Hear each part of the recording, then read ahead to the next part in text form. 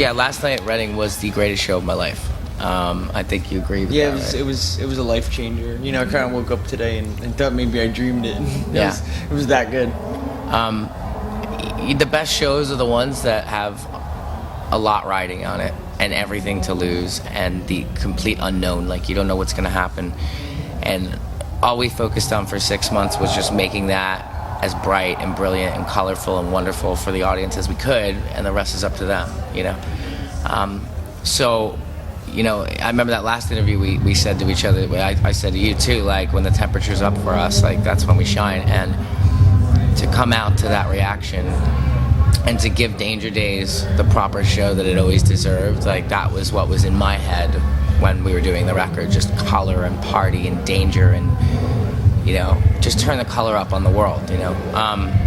And such a positive atmosphere. Looking around, and I could tell it was the best for everybody in the band. I would look at everybody in the band, and what is priceless compared to pyro, lights, video, anything you could bring out, like the most priceless thing in the world that speaks volumes is people smiling on stage. Like, you can't, you know, it could cost you $1 million, you know what I mean? You'll never get, but to see everybody smiling and having the best show of their lives that goes further, I think. Yeah, that was everything we've ever wanted out of a Danger Days show to the T, you know. It was like everything about it, just how everybody played, how much fun everybody was having, you know, all the production elements that we've always wanted for this album. Our special guest was Brian May, and it was very symbolic.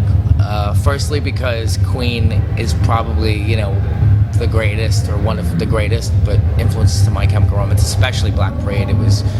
We would watch the making of Night at the Opera. We would, you know, I know Ray was playing through his type of rig, you know, and there's this story that I wrote an email to Brian, and I said, you guys played a festival in Paris, and the story goes that you got booed off, and Freddie said, well, we're going to come back, we're going to be the biggest band in the world.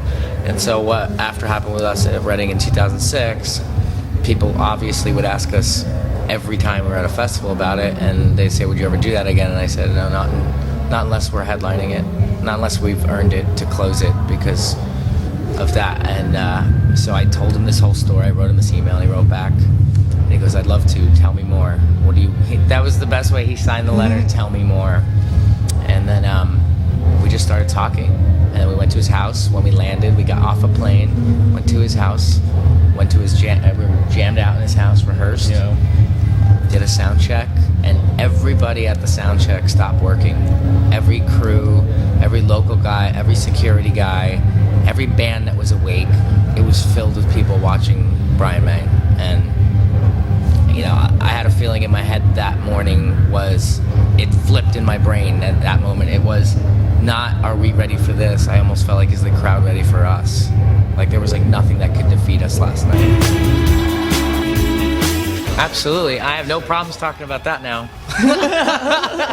I did a BBC interview yesterday, and it was like an hour before we were going on. An hour, and I didn't want to do any interviews yesterday. And yeah, hearing stuff like that, it's like, you know, she was bringing it up, and it's like, don't talk about that an hour before we go on. We don't want to think about that. I was so mean. Yeah, now we'll talk. It was just like, now we'll talk about it all. And then after the show, I was like, I would love to talk to this interviewer again now. Yeah. Yeah. Well, to take it back, I mean, it takes a while to explain because it's actually one of these things that's actually more complicated than a tabloid headline. You know, it's not simply they got bottled because everybody in the fucking world hates them. It was we had to play after goddamn Slayer, and we didn't even want to do that. And we're Slayer fans, and we didn't understand why we're playing after Slayer. And then you could literally hear even before we're going on, they were chanting Slayer. But we get out, we said, fuck it, we gotta do this anyway. And I like to point this out, it's before Black Parade came out. So you see a bunch of guys, and I look like a super creep. I have this white hair. I mean, everything about me says probably throw piss at me.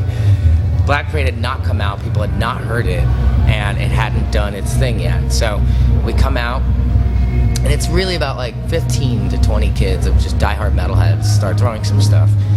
And I am in an extra combative mood, and I say, all right, Reading, fuck it. Give me everything you got. And they did. So I started seeing My Chem fans throwing stuff, and then it became a thing. But traditionally, when you watch that whole performance, by the end, even Zane Lowe, he does the commentary over it. By the time we've hit Elena, we've won that whole crowd. Either that or the metalheads went to take a piss. So, but you know, everything that's told in a story or a tabloidish way, it gains a legend. And so over the years, we had to constantly answer questions about it. But at the time too, you had tabloids calling us a death cult or a threat to the children. So we were diametrically opposed to fucking nu metal, which was still huge at the time. So you have a band that is challenging something else, and they're the only of its kind, going against machoism, going against objectifying women. You've got that, and they're threatening your children. Fuck these guys. And then Parade comes out, and we spent the next 2.5 years of our lives going to war with the world to prove that that record was important, and we did it, and that's why we were there last night. Put it in perspective, when we were touring on Parade, the band was very unhealthy, like socially, and emotionally and physically. That nobody wrote. We didn't see each other for a while. We didn't, when we did MSG, I was just talking to our lighting guy last night. He goes, I thought that was the greatest show of your life, MSG. And I said, no, I didn't know if I was going to be in the band anymore after that. I didn't know if the band was going to continue. So to me, MSG, that's why I said that night, totally. I think on stage, I said, if we never get to do this again, thank you, you've been amazing. Because in my head, I wasn't so sure. Uncertain after that. We'd fought to get to that point. It was a boyhood dream kind of thing. We want to play Madison Square Garden. We sold it out. It was awesome. And in my head, I was like, this might be the end, And it could have been. Yeah, for something, and that was very indicative of Parade, for something that was your boyhood dream to happen, and you feel kind of bittersweet about it. That's an indicator that something's wrong. So, what I said on stage was, this will probably be the last time we see you guys, because, it's the last big run through the U.S., and we'll probably go in the studio and make a record. So that's really what it was. And of course, now everybody's asking about the new record, which is fine, but we write every day. We demo all the time, and there's songs we already can't wait to record, so